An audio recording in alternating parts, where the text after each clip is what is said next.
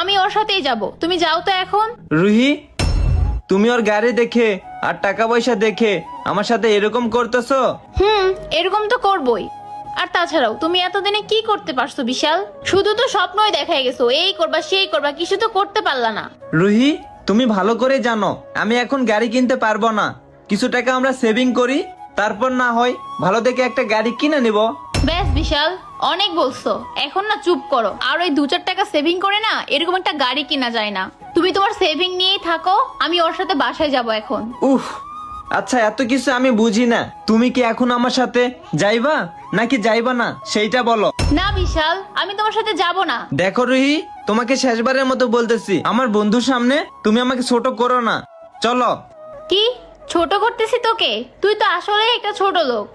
আগে ওর মতো একটা গাড়ি কেন, লাইফে কিছু টাকা কামা, তারপরে না আমাকে নিয়ে যাওয়ার স্বপ্ন দেখবি।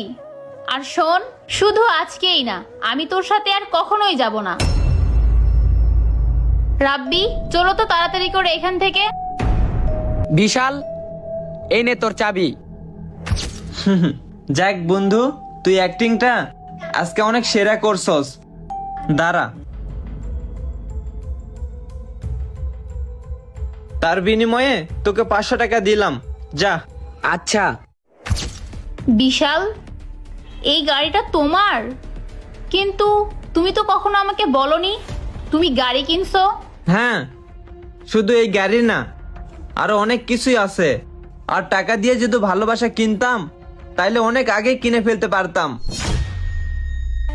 আর হ্যাঁ, আমার লাইফে আমি এমন একটা মেয়েকে চাই যে শুধু আমাকে নিজ স্বার্থের মতো ভালোবাসবে, আমার টাকা পয়সা দেখে ভালোবাসবে না, বা আমার বাড়ি গাড়ি দেখে আমাকে ভালোবাসবে না।